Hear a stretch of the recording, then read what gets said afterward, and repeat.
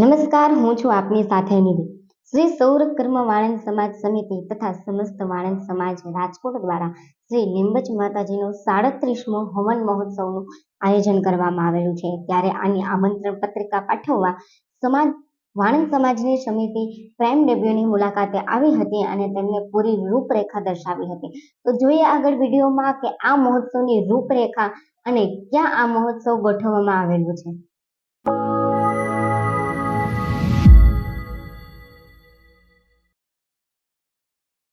સૌર કર્મ વાણંદ સમાજ સમિતિ તથા સમસ્ત વાણંદ સમાજ રાજકોટ દ્વારા શ્રી લીંબચ માતાજીનું 37મો હવન મહોત્સવનું આયોજન કરવામાં આવેલ છે. ત્યારે આ મહોત્સવનું આમંત્રણ પત્રિકા પાઠવવા વાણંદ સમાજ સમિતિ પ્રાઇમ ડેબ્યુની મુલાકાતે આવી ત્યારે તેને આ પ્રસંગની રૂપરેખા જણાવી હતી અને તેમણે કહ્યું હતું કે આ મહોત્સવ ચૈત્ર સુદ 8મ તારીખ 16 અને મંગળવારના રોજ રાખવામાં આવેલ છે. શ્રી વાણંદ સેવા સમાજવાડી લક્ષ્મીનગર 2માં રાખવામાં આવેલ છે.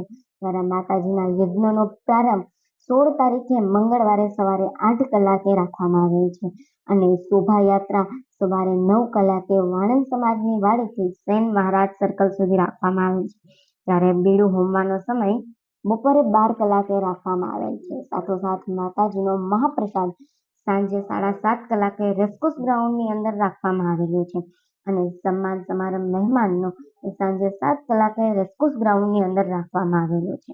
આ મહોત્સવ ચૈત્ર નવરાત્રિના 8મના દિવસે હર વર્ષે યોજવામાં આવે છે. વાણંદ સમાજ સમિતિ દ્વારા દર વર્ષે આ મહોત્સવનું આયોજન કરવામાં આવેલું છે. ત્યારે સૌર કર્મ વાણંદ સમાજ સમિતિની સ્થાપના 1953માં થઈ હતી અને આ સમિતિની અંદર 200થી વધુ લોકો સંકળાયેલા છે અને તેની સેવાઓ આપી રહ્યા છે. આ સમિતિ બનવાનું એક જ કારણ હતું કે વાણંદ સમાજ એકતામાં રહે અને જે કોઈ મદદનીશ છે એને સહાય આપી શકે અને તેની મદદ કરી વાણંદ સમાજની પ્રગતિ કરી રહે અને વાણંદ સમાજ એકતારૂપ બની રહે. ત્યારે આ મહોત્સવનો પણ આ જ મહત્વ છે કે આખું વાણંદ સમાજ ભેગું થાય અને એકતારૂપ બને અને મા લીંબોચમાં અને સેન મહારાજના આશીર્વાદ મેળવે અને તેઓ એકતારૂપ બને અને પોતાની પ્રગતિ કરે અને વાણંદ સમાજની પણ પ્રગતિ કરે અને વાણંદ સમાજને સહાયક રૂપ બની રહે. જય લીંબચમાં.